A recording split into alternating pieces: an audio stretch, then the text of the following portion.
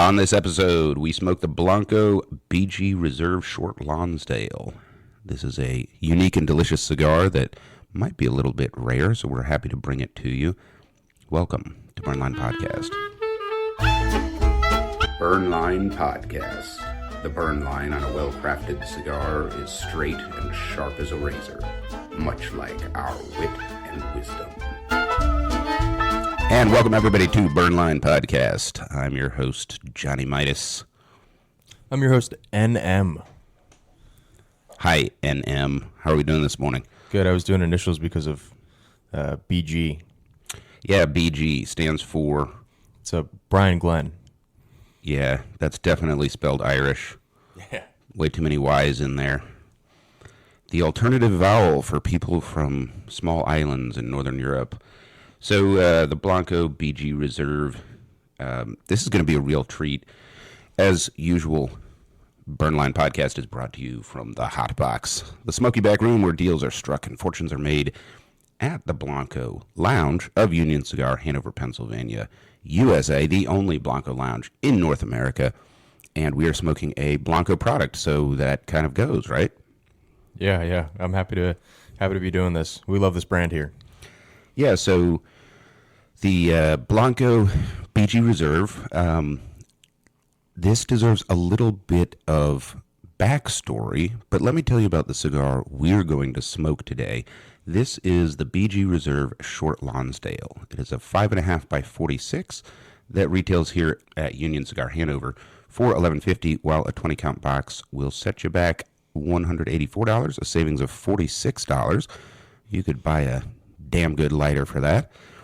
And it does come in a few different vitolas, including a Barber Pole Toro.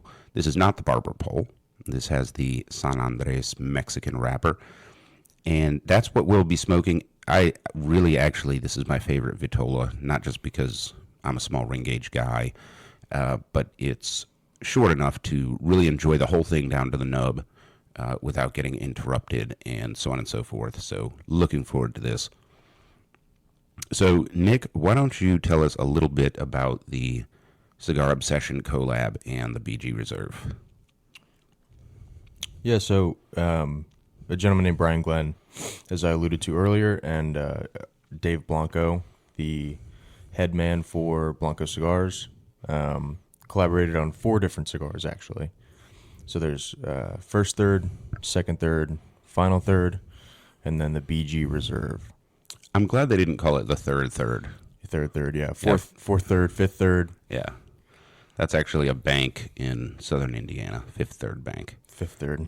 Yeah, don't ask. It's a long story. So this is the 4th collaboration, the BG Reserve. Yes. And quite a good one as well. And if I understand, Brian sort of selected the tobaccos and David blended them. Does that sound right? Yeah, I think they were on a pretty constant back and forth in the blending process. Yeah. Brian had a good deal of control over what they would do. Kind of what went into it. So Let's talk about this cigar before we light it up. On the presentation side, first of all, the box for this cigar is really beautiful. It's kind of a traditional wooden box, but it's slanted on the side. So coming up from the bottom, it bulges out, and coming down from the top, it bulges out. So the center of the box where the lid closes is wider than the top. So it kind of looks like a treasure chest or something like that. And it's got that royal purple that is really the hallmark color for the branding of this. The cigar itself, first of all, the wrapper is beautiful. It's a kind of a matte, oily nut brown wrapper. So this is a little bit darker, maybe like a claro in color.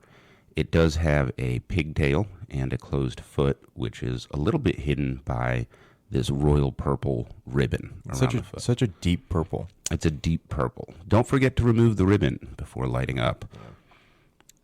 The band is kind of cool and fancy. It's it has a shade of red on there that has some purple in it, almost like a maroon.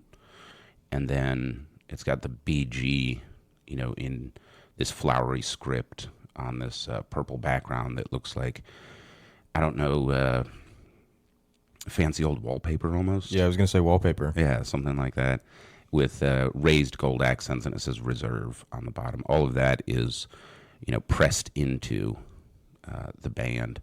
And then the wings coming off from the main logo are black with gold filigree that is also embossed on the band. So I think this is pretty cool looking. I think the presentation on this cigar is sharp and unique. It's not a color scheme that you see all over the place, In fact, the only other purple I can think of is Superfly, which is a completely different branding direction for a cigar.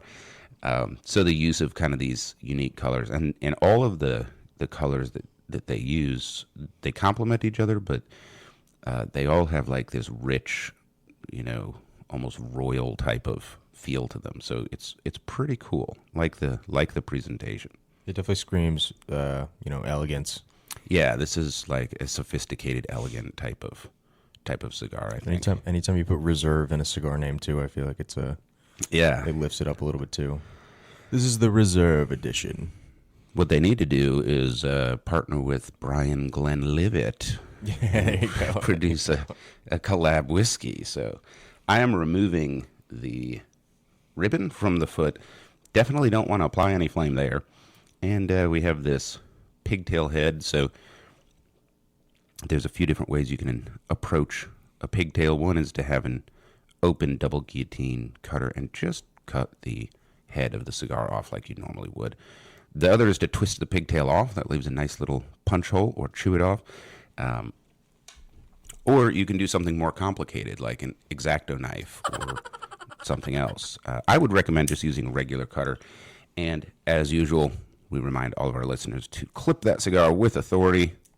No limp-wristed cutting allowed. We don't want to crush that wrapper or damage it in any way. We paid good money for a good smoke, and we don't want to disrespect the cigar or the people who brought it to us, the 300 pairs of hands that have brought this to our smoking table today. I forgot to bring in the cigar stand, so I got a matching burlwood cigar stand to match our ashtray. So I'll bring that in at some point when I remember that it's in the glove box of my Forerunner before the show starts. That's awesome, man. I can't wait to see it. This ashtray has been a treat. It's pretty cool. I like the accoutrement when I'm smoking. I like to manage the environment. Yeah.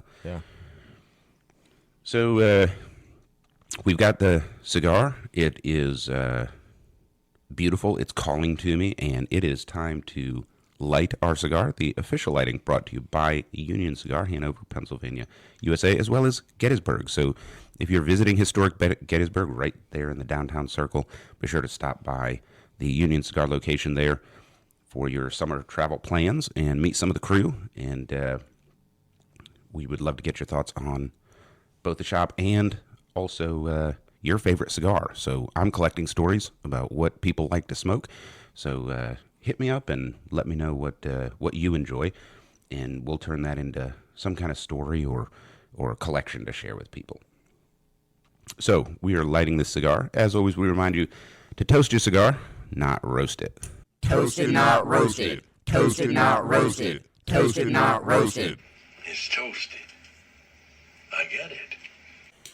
Now, since this is a closed foot cigar, I am taking advice and puffing on just the closed foot first. And after igniting that, I will tell you, this San Andres tobacco is phenomenal. It's phenomenally strong with just that wrapper. But what a great tobacco. Wow. And Nick is using his beautiful, fancy, flat 3-flame jet that was gifted to him from Francisco Amante. Thank you, Francisco.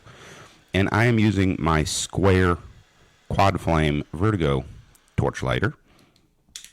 I was trying to use my $14 knockoff DuPont soft flame butane lighter outside this morning on the porch. It was gorgeous. but it just reminded me again of why I use a jet torch. Do you smoke a cigar this morning? I did smoke a cigar this morning. What'd you have? If you don't mind me asking. I had the Street Tacos Carnitas. Nice. It's a good one. It's We should do that on a show. Yeah, it's a good morning smoke too. It's not too strong. So we are smoking the Blanco BG Reserve, Short Lonsdale, and we have got our cigars nice and toasted. So we're gonna puff on these for a little bit and let you know what heights of ecstasy it brings us to. Dude, I ate steak last night, and it tastes like the best piece of fat. Yes, yeah, that's a great call out. So I got a really strong cedar carrier note on this to start out, and I was going to say cream, but I think beef fat is another great descriptor, especially beef fat that's like seared. Yeah. There's like a seared, juicy fat flavor to it. That is really cool. Unreal. I mean, this is the first time I've gotten this from this cigar. That's freaking awesome. It's so exciting. How can you not get excited about this shit? You know, it's like almost like an epiphany.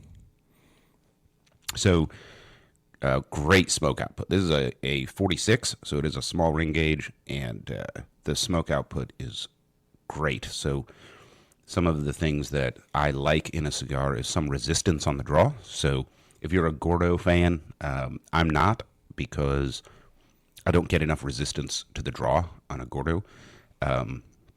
But Gordos do produce a lot of smoke. Well, this one I'm getting both. I'm getting an appropriate resistance to the draw and a big mouthful. And at least right here in the first half inch of the cigar, I think I would describe this smoke as like creamy and chewy at the same time. It has real body to it. Yeah, I think that the smoke, like it's visible coming off the foot. It's visible coming through the cap. It's like very full in your mouth, on your palate. It's, I don't know what the tricks are, you know? I'm sure like some blenders, they know the effects. Like, all right, if we use this tobacco in this, variation, we can create this effect. But this is this is excellent. Yeah, you can really feel the smoke on your palate and almost move it around your mouth. I like that. So yeah, my initial tasting notes, there's definitely a strong cedar carrier note. That sort of sweet but charred beef fat, or like cream that you put in a saucepan on low heat and stirred it around, and it develops that little skim on the top of it, that little film. It tastes like that. Yeah, that's exactly it. Yeah, this is very smooth. Yeah, I liked this cigar before, but this is a treat. Man, this is a treat. This is a smoky treat. So I had smoked the different Vitola of this.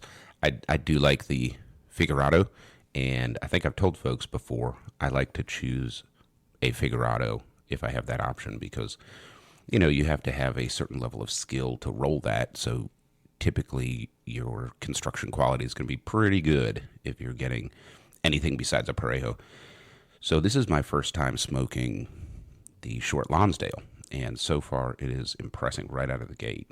I'm enjoying this. I almost don't want to sip my coffee because I know that it'll fundamentally change the taste of the cigar. Yeah, I understand. I'm still kind of exploring this smoke and the flavor profile. So it's a San Andreas wrapper, like you said. Do you have details on the filler tobaccos in the binder? I'd be interested to know about that. Yes, the binder is Indonesian Sumatra, and the fillers are Nicaraguan tobaccos. So I think the Sumatra is probably where I'm getting that cedar note from. And then this little white pepper note that's kind of like on the finish, I think is probably coming from the Nicaraguan.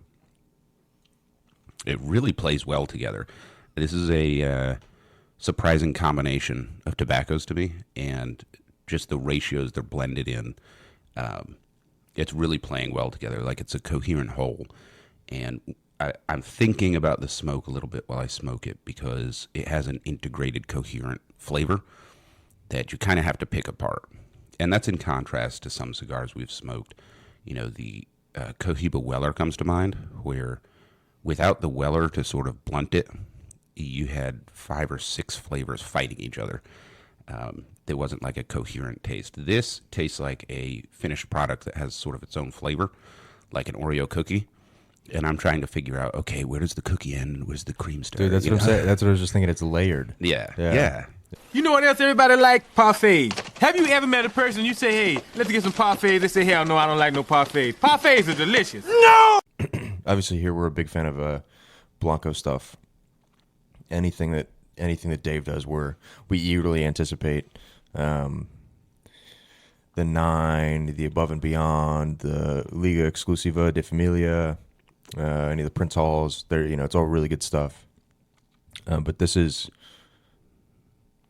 special. Yeah, this is definitely a special cigar. So, there's a lot of blenders out there who have amazing skill. To be one, you have to have more skill than I have.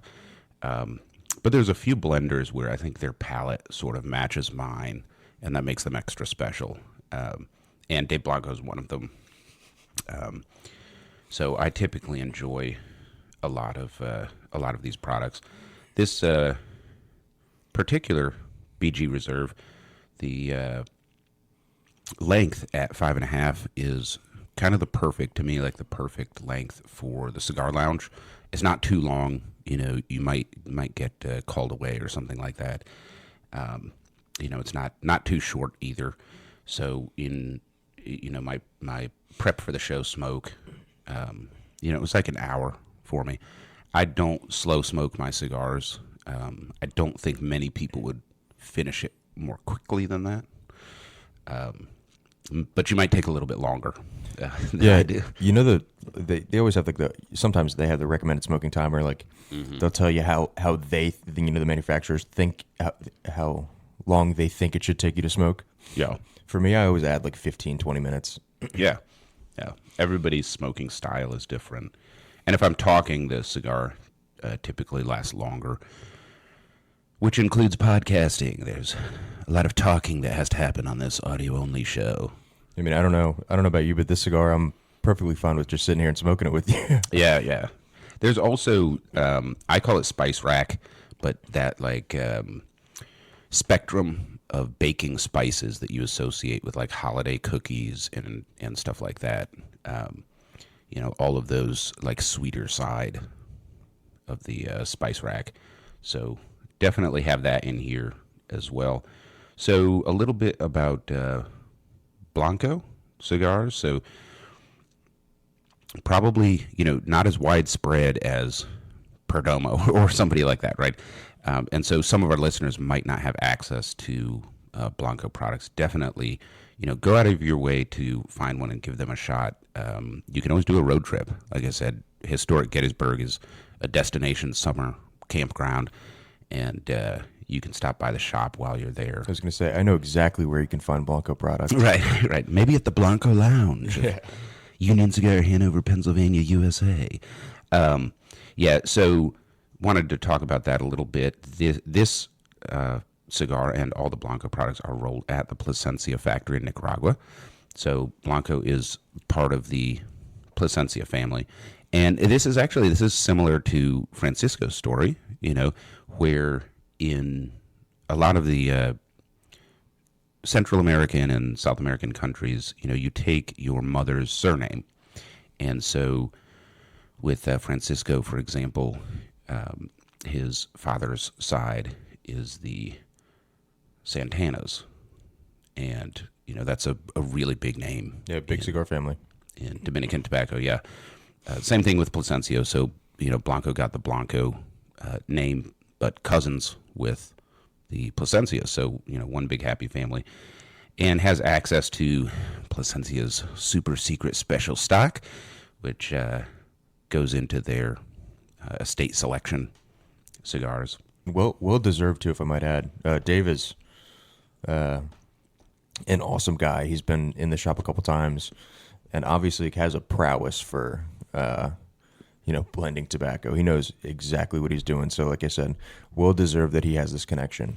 Yeah, and he has access. He also has experience and knowledge, which is really coming through in this cigar, which I'm probably smoking too quickly, but I'm like gulping this cigar down because it's pretty good, and I'm still thinking through. I'm still chewing the smoke. Like it's a finished product, but it has like subtlety and nuance that I'm trying to pick out. So pretty cool experience. In the beginning of when I started smoking cigars, I would do that. I would smoke quickly, very quickly, and I had to like train myself to slow down. Keep the cherry cool. Yeah. Well, that was the analogy that got me thinking, right? It was the hotter it is, the harder it is to taste. The more heat you're going to taste, when that temperature is hotter, and the less nuanced flavors you're going to taste. And I would peg this as a medium strength. Yeah, nothing too crazy right now. Yep. So, good cigar, and we've got a good inch in, I think, of tasting and smoking it. And with that, I think it is time for the Tobacconist Tip of the Week. Nick, take it away. And now, your Tobacconist Tip of the Week with Nicholas McCann. Our tobacconist tip of the week this week is in regards to primary bands. So, for example, the BG Reserve that we're smoking right now has a primary band, and it also has a foot band. The foot band comes off ideally before you light the cigar. Yes, that's an important learning tip for everybody out there. Remove the foot band before lighting the cigar. The primary band is adheres to itself, I should say, with a type of non-toxic edible glue. Vegetable pectin, technically. Yeah, right. And sometimes they tear. Sometimes the glue leaks onto the wrapper of the cigar, and you have issues. You pull a little bit of the outer leaf off. The band runs. When the band, you take it off and you like keep unwinding it. Yep. Yeah, it's stuck on one corner. Yeah. And it's like trying to unroll a roll of toilet paper. Yeah. So this can be, you can help yourself, I should say, by letting the cherry travel as close to the band as possible without obviously smoking any of the band. This will warm up the glue, and it'll allow you to more easily remove that band. And so I think that I see a lot of people like right off the bat before they light the cigar, they take the band off. Yeah, I do that a lot. Yeah. And it's your cigar. Do what you want with it. But if you have issues with this, or you notice something like this, yeah, like taking a piece of the wrapper off. Happens all the time. Like it's stuck to a little dot of glue or something. Exactly. Another thing that I've noticed is sometimes the band holds the cigar together. So depending on the construction and the vitola, the cigar is going to always expand to some extent, when you heat it up. And sometimes removing the band too early causes some splitting and other issues. So good advice there. And yeah, just make sure you take it off before you combust it, because I've done that once or twice, and it is the worst flavor in the world. You definitely don't want to wreck your cigar that way. And I think, too, maybe this comes from my retail training, but I'm very conscious of not touching the leaf with my fingertips, especially like when it's other people's cigars. When it's my own cigar, because I'm well aware of how the oils in our fingers can, mix with the leaf oils, and so I like using the band as a glove so as not to touch the leaf of the cigar. Yeah, the rumor out there on the street, which this is apocryphal and probably not true, is that the Spaniards wore white cotton gloves to protect their hands, and they would get tobacco stained, and they started putting bands on the cigars, so they had something. They had a glove for their glove. Yeah. Now, me, I would have just changed to brown gloves, but hey, that's the Yankee in me, I suppose. Work smarter, not harder. Right. I'm sure that is not a true story, but it sounds cool. So everybody tell it like it's true, and we're going to start a rumor thing going on. So, well, Nick, thank you for that tip. We are smoking the Blanco BG Reserve Short Lonsdale 5.5 by 46, and so far this is a really delightful smoke. I like the fact that it's not too strong because it really lets you savor this smoke. And I wouldn't call it a smoke bomb, but I would say the smoke output is definitely there and noticeable, and the weight of the smoke in my mouth, allows me to. I would call it chewy smoke, but also creamy. It sort of slides around the palate. We're not getting choked out by the smoke, by any means. But it also, like, you take that first draw, and there is a satisfactory amount of smoke in your mouth. It's not like, I got to take a second pull of this now, right? Because I feel like I need more. Yep. Yeah, definitely, and that allows you to smoke the cigar kind of slowly and enjoy it, because you can take a long, slow draw, keep that cherry cool, and just get a bunch of smoke on the palate to enjoy. So that is really cool. And let's move into our informational segment, how to develop your palate. So this is a conversation that keeps coming up with people, and there's the joke from Bill Burr, you're tasting fucking smoke, asshole. What tasting notes are you getting from the cigar? And people will ask me, how do you do that? Can I do that? Does it change anything? So I'll start out by saying that if you smoke cigars and you like the flavor and you don't look for tasting notes or sort of pick the smoke apart, that's fine. You're going to enjoy your cigar, and that's okay. But if you're interested in developing your palate and sort of learning how to pick out those flavors, here's some tips to help you do that. And the first tip that I have is to isolate and focus. So, this sounds obvious, but if you're going to develop your palate, get yourself alone. Try to be in a room without distractions. You definitely don't want any other aromas. You don't want that air freshener. You don't want a room that you've cleaned the furniture with Pledge or something like that. You want to be in a neutral setting. You want to be in a neutral setting for your nose and your palate, your mouth. Don't want to be burning a candle. Right, nothing like that. It's how they say blind people have like a heightened sense of hearing. Mm-hmm. It's the same concept here, right? We don't want our other senses, vision, hearing, smell, to affect what we're trying to do primarily. Right. And so, like you said, dimly lit is good. No other, you don't want to be in a kitchen where there's cooking going on. No television, no podcasts, not even Burn Line. No auditory distractions. So you don't want to be distracted. You want to be isolated. You want to be able to focus. So set yourself up for success there. As neutral of an environment as you can. Definitely not outside. You do not want to be outside while doing this for a bunch of reasons. It's distracting. There's movement of air, air currents. There's all kinds of smells. There might be sounds of traffic or anything else. So somewhere where you can focus and be isolated. And then my second tip is don't Google the cigar, right? So there is a method of what do other people think this tastes like? Can I taste that? My recommendation is to go the other way around. So I'll talk about that. But don't Google it first. You're going to smoke it first. And then everything you think you're tasting, write it down, right? That's the third tip. So you might not know what you're tasting. It might be this weird spicy taste, or, that taste that reminds me of grandma's holiday sugar cookies, or something like that. Just write it down. And remember, there's not a right or a wrong answer here. What you're trying to do is figure out, can you put words to what you're tasting that makes sense to everybody else? I'm really glad you said that too, about the reminding you of grandma's cooking, I think you said. Mm-hmm. Because I hear a lot of people in the industry make fun of folks for saying, this cigar tastes like insert abstract, mixed smell, taste, flavor. And it's like, how the hell did you get that from a cigar?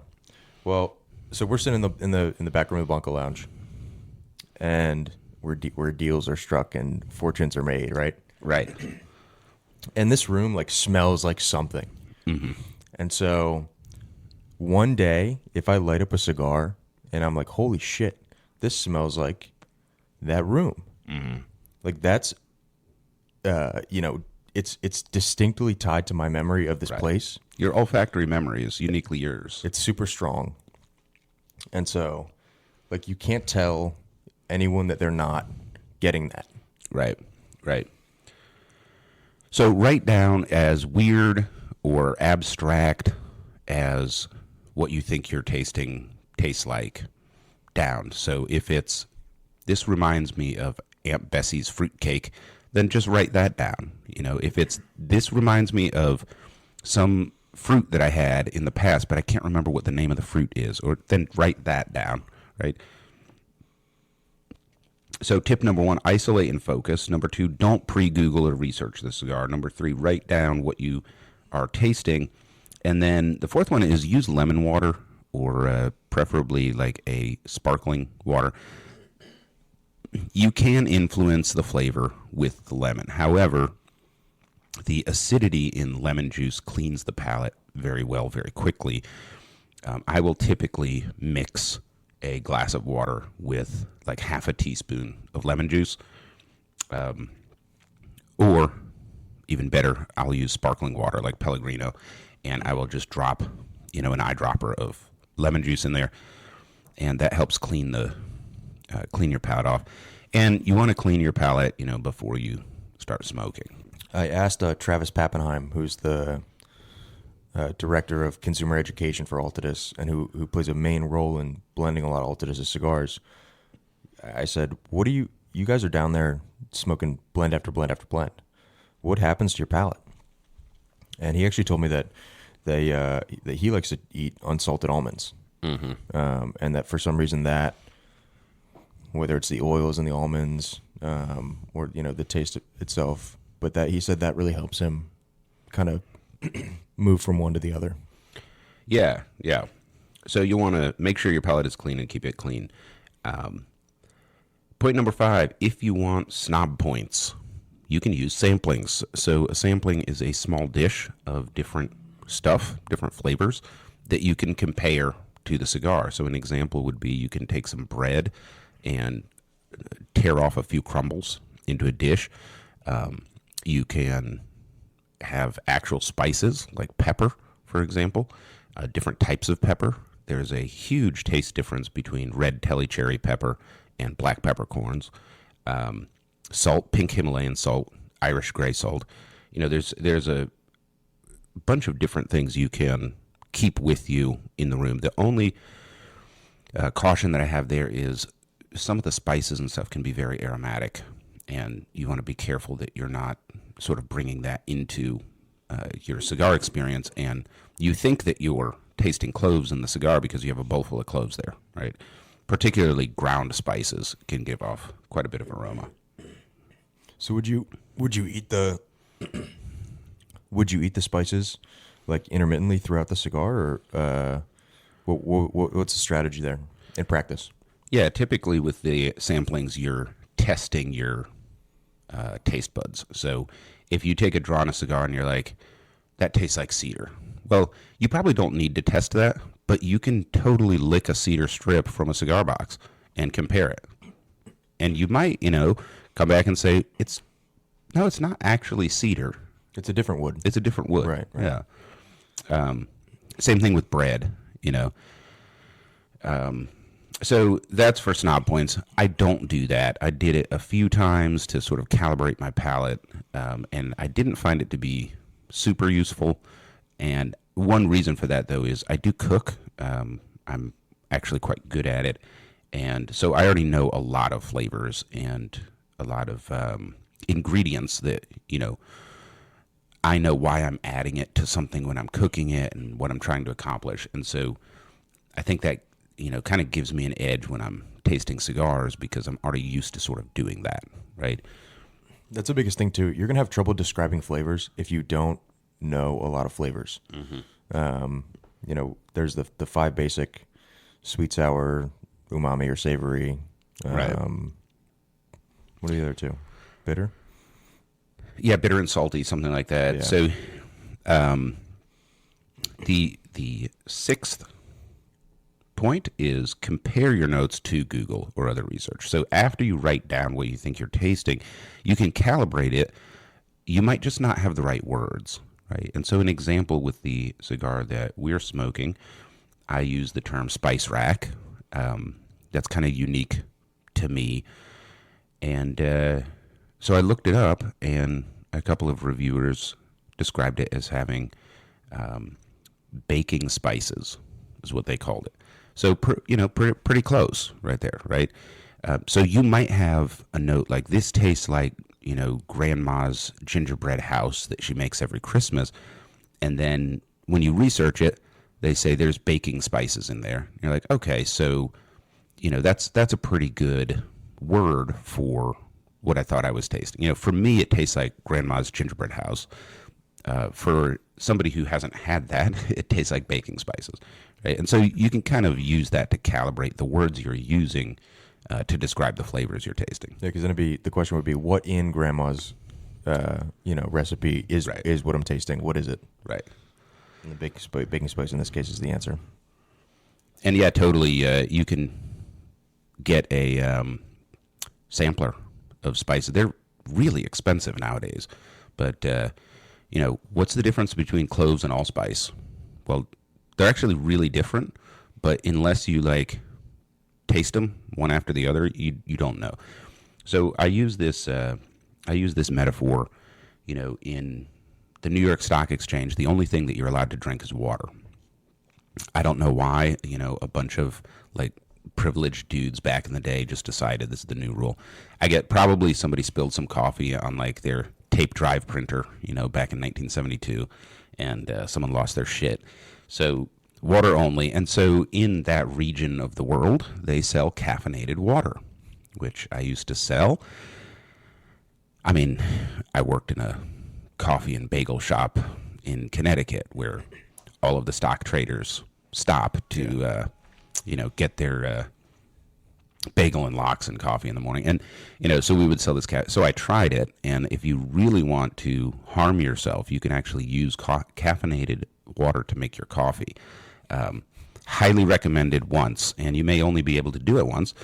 By the way, this show has not been vetted by the Surgeon General, so follow at your own risk. Anyway, when you drink the caffeinated water, you can immediately taste the caffeine. You can taste the difference between this and regular bottled water, right? And it kind of wrecked coffee for me for a long time, and still to this day, I can taste the caffeine in coffee, and I can taste the difference between Maxwell House's caffeine strength and Starbucks, for example. And so by isolating that flavor, now when I consume things that have caffeine in them, I can taste the caffeine, right? So you can kind of do the same thing with your cigars as you isolate flavors, like, for example, allspice, right? Then when you smoke the cigar, now you can taste it because you tasted it in isolation. So those are some tips for how to develop your palate. Just a quick rundown. Isolate and focus. Don't pre-research the cigar. Write down everything that you think you're tasting, no matter how wild it sounds. You're going to calibrate your language later. Use lemon water or unsalted almonds to clean your palate. Make sure that you have a clean palate before you start. Do not brush your teeth with toothpaste. That will ruin everything. If you want some snob points, use some samplings to calibrate your palate. And point number 6, compare your notes to Google and figure out what language are other people using and how can that help calibrate what you're tasting. So I will give you an example from a whiskey.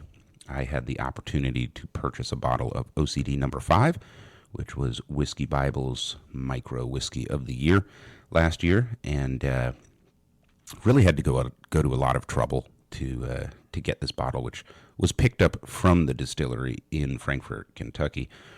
And I couldn't quite describe one of the flavors, right? So there was definitely like a hickory stick dipped in honey, but there was something else. And I wrote down when I was in Dubai, they had pickled vegetables that came in a jar, and I guess that's common in that part of the world. You can get it here in Pennsylvania, pickled cauliflower, stuff like that, and they tend to have these mixed vegetables, cauliflower, pearl onion, stuff like that, that's pickled, and that's what I put in my notes. So then when I Googled it, they said green olive, and I retasted it, and I thought, yeah, it's really kind of, a green olive flavor here. Yeah. So not with pimento, but just a Say, straight, different stuffings in the olives. yeah, just straight green olive. So that's how you can use other people's research to sort of calibrate your palate. And the reason that I recommend that you don't Google it first is you'll find the flavor they say that you're supposed to find. It's psychosomatic. Yeah, like they weren't wrong. Your brain will follow what you read. Yeah. And that's not what you're going for, right? You're trying to go the other direction. You want your brain to initiate, this is what it tastes like. But then afterwards, you kind of want to calibrate your language, because saying a whiskey tastes like pickled mixed vegetables from the Middle East is probably not as effective as saying, green olive, right? Yeah. Form your own opinion, damn it. Form your own opinion. Damn it. Yeah, I think these are all great tips. It's one of those things where you kind of need you need the prerequisite skill of being able to taste food and have that background before you can describe cigars in that same way. You need to have a decent base knowledge of which, by virtue of the fact that we eat food every day, most people do. But I don't know. You're either going to compare the flavor you get in the cigar to a food or a smell that you smell. Right. There's nothing else. So if you have a solid foundation of those two schools, then you'll be fine. So we are about, I guess I'm 2/5 of the way through my cigar. And I would say that two flavors that have sort of picked up as it burned down, there's a little cocoa, not chocolate, but like flat powdered cocoa flavor to it. And I think a little coffee. I say a little because it seems subtle and I'm drinking coffee. So it might be a little confusion there. But I think that's in there. There's still that like cream, beef fat, slightly seared taste to it. Pretty juicy. Not a lot of pepper component, but it's there. It's a very mild, kind of on the finish. Like as you release the last little bit of smoke, there's just a little sheen of pepper on there. Not black pepper. I think more like white pepper or one of the red not cayenne, but you know what I mean. The red peppercorns like Telly Cherry. Yeah. I'm picking milder. I'm picking up a hint of bitter too. Yeah, a little bit of bitter as it's burned down. It's on the back end as well, but a subtle like coffee bean. It's funny because they're offensive tastes, generally speaking. Like if I gave you, is it parsley? Yeah, Like that's just like it makes you recoil a little bit. Mm-hmm. Just a straight parsley leaf. Like bitter in itself is very strong and sometimes not palatable. But like we accept it in some forms, like through coffee or through like this cigar, right? We're like, okay, a little bit of bitter. Yeah, I can take that. It's good. Like it tastes good here. and on your burn line, there are 4 layers to a burn line. The first is the ash, right? So I have a nice ash here. I love the ash on this cigar. And then you have a dark section or black section where it's combusted. And then you have a line that should be lighter. And then you have the regular wrapper. Those are the 4 layers. And one of the ways that we measure quality of construction, etc., is how the burn line presents. The smaller the black line and the light line on the burn line, typically the better combusting the wrapper is, right? The wider those stripes are, the worse the characteristic of the burn. Usually it's burning too quickly and too hot. Really excellent burn line on this one, which is appropriate for this podcast. I'm gonna need you to diagram that. We'll get like an anatomy picture going. Yeah, we'll let's publish like a big poster. Yeah. We can sell that on the merch store, which we don't have, but we're gonna have. So hold on to your dollars. We will take them shortly. So great experience with this Blanco BG Reserve short Lonsdale so far. It is a San Andres Mexican wrapper with an Indonesian Sumatra binder and Nicaraguan fillers. And Nick, I think it is time for Cigar News of the Week. What have we got this week? Cigar News. Here is your host, Nicholas McCann. So there are two things I want to touch on this week. One is exciting, and one is, I guess, sad if you're a fan of a certain show. The first one is, we'll do the sad news first. Rob Gagne is leaving Boveda. So if you are familiar with the Box Press show, which is a long-running podcast YouTube show, the host Rob Gagne is departing Boveda. So the show, they have a small archive of pre-recorded videos that they're still going to release, but production's going to halt there. They've done some really good interviews in the past. Michael Herklotz. They interviewed, I want to say her name is Lizette Perez Carrillo, who's Ernesto's daughter. Mm-hmm. He goes to the trade shows. He interviews all these. Pete Johnson was on there. That Pete Johnson interview is really good. And then he does a lot of product. He did a lot of product reviews too, which was cool. So I guess we wish Rob the best in his future endeavors. But Box Press, I guess, will cease here shortly. So all of you Box Press listeners out there, I don't know where you will go to consume good cigar content. If only there was a show out there. Dang it. Dang it. And the second piece of news, which is happy news, is Crown Heads announced Las Calaveras 2023. All right. And that's going to be shipping in late June, I believe.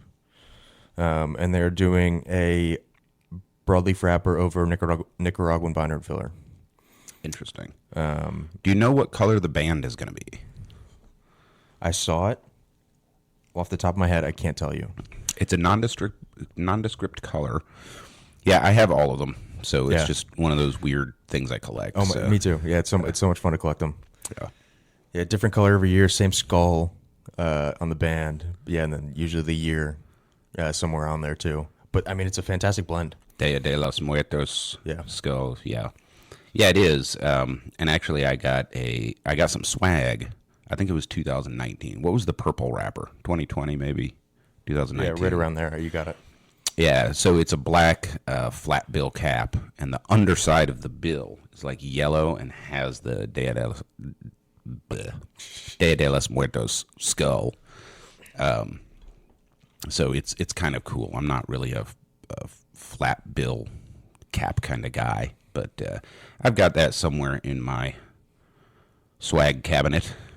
Yeah, great. So great cigar, great series of cigars. And they're different, too. Exactly. Yeah, You know? different every year. Yeah, like it's a series, but it's not like the same cigar, so it's kind of cool. Right. And some of them are great. Some of them I didn't enjoy so much, but I smoked it anyway. So. Yep. Well, let's get back to the cigar, and we are smoking the Blanco BG Reserve, which is a collab with Brian Glenn of Cigar Obsession. We're smoking the Short Lonsdale, which is a 5.5 by 46, and I would say that I would peg this cigar like it is sort of special enough and nuanced enough. I would not smoke this like while doing other activities. I don't think this is a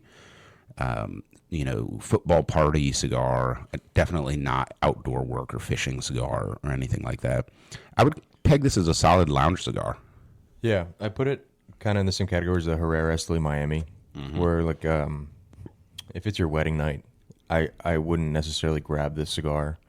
You're probably going to go for something more expensive, more, I'm not going to say higher end because this is very high end, very premium tobacco in this cigar.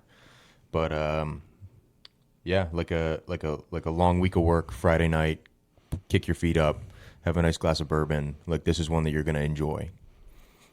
Yeah, I agree. I think you'd want to be, especially if you're smoking it for the first time, you want to be able to concentrate on it because it is a pretty special cigar. And at 11.50, it is not cheap for a 5.5 by 46, but it is approachable and affordable.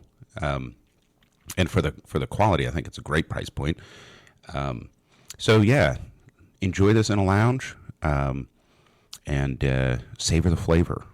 And with that, I think it is time to rate this cigar. And we rate our cigars on 5 vectors: presentation, construction, flavor, cost, and experience. So, presentation. Nick, what do you give the Blanco BG Reserve Short Lonsdale? For this cigar, I give it an 8 out of 10. I'm a big fan of the color purple, and I think that the color purple blends very well with the Maduro hue of the wrapper. The footband is nice, the pigtail cap, the closed foot, the boxes you described. It all goes really well together. I agree. I also ranked this at an 8 for presentation. I feel like Blanco really went out of their way on this one. And I like that they didn't cheap out on the box. You know, it looks great on the shelf. It's one of those that, you know, if you're a guy that buys boxes and throws them in your humidor, it draws your eye. It catches your attention. It's going to look nice. Yeah, yeah. All right. So we both rank it an 8 on presentation. How about construction, Nick? My construction on the cigar was pretty close to flawless. I'll give it a 9. All right. And a 9 for Nick on construction. I also have to give it a 9. I couldn't pick anything apart. It burns evenly. It burns smoothly. The wrapper was in perfect condition. One of the things that I look for is on the cap, has it been sealed properly? And even on the best cigars, you are likely at some point to find where the cap hasn't sealed all the way around. There's like a little bubble or tunnel in there, which you can draw air in through. You know, it does affect the cigar smoking experience. So I've got a 9 for construction as well. And smoke output was great. Smoke output is great, and it is consistent as well. You know, every once in a while, typically on, you know, lower end cigars, the way that it's been bunched, I'll have a section where it's like burning cool, and then a section where it's burning hot, and it changes, you know, both the flavor profile and the smoke output. None of that. Very consistent all the way through. And that brings us to flavor. So, Nick, thoughts on flavor? This was fantastic. It was a new experience for me. The ones I smoked in preparation, I didn't quite get the same flavor, but this one was, as far as flavor goes, a bit of an eye-opening one. Yeah, I do think the Short Lonsdale hits a little different. Yeah. So anytime I smoke a BG from now on, I'm going to be looking for these awesome flavors that we described. So some of them were that fat, that properly seared fat, but also goes along with the creamy texture. Yeah. Which is really cool. I don't get that in a ton of cigars, so it's a 9 for me. 9 on flavor from Nick. I've got it at an 8 for flavor. A lot of the same things that Nick said, I'll echo. What is superb about it is that it is a coherent flavor for the cigar, but it has layers to it, so you can pick it apart. But there's no flavor that screams, hey, look at me, I'm the flavor, right? And there's no competition. All of the flavors work really well together. I will say that it doesn't change flavor much as I burned it down, which is okay because it's a great flavor. So I've got it at 8 for flavor. And now we move on to cost, or value. So this is not a ton of tobacco. It's a 5.5 by 46. It retails here for $11.50. Nick, what's your thought there on value? I'm perfectly comfortable with the retail price of the cigar. I think that it did its job. I'll give it an 8. So Nick's got 8 for value. I also gave it an 8 for value. I think that the quality of the smoke could sell for more. I think that I would pay $11.50 for this, you know, all day. This will be a repeat buy for me for sure. And experience. And also, just while we're on the topic of value, I'm going to say this. If this was a Plasencia, it would sell for a lot more. Yeah. Well, this is a Plasencia. Like, if you smoke this side by side, it has every bit of the quality of construction, the selection of the tobacco, the blending.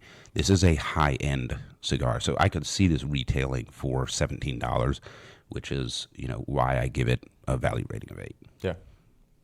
So moving on to overall experience, this is the most subjective of our metrics here and kind of the most important, because we've had cigars that didn't score super high in any of the other categories, but it was so enjoyable of an experience. And we've had other cigars that were technically excellent, but it just didn't have that wow factor. So you can take this rating with a grain of salt, but I feel like it's the most important to us individually. So, Nick, how do you rank the experience of this Blanco BG Reserve? I had a good experience. I don't think it was. It did. I mean, it didn't knock my socks off. I don't. It's weird to say because I liked the cigar a lot. I'll give it a 7. 7 for experience from Nick, and I also had a 7 for experience. It was a good experience.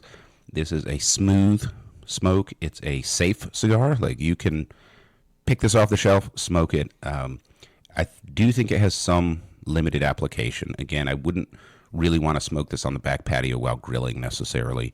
And it is mono profile. Like, as you smoke it down, it has complex flavors, but it doesn't change much.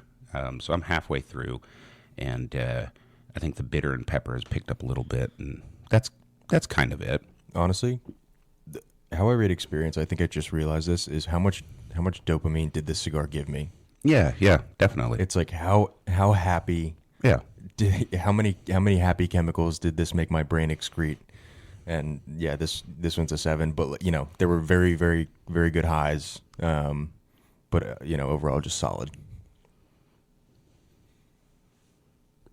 And our overall ranking comes out to 41. So very high ranking for this cigar.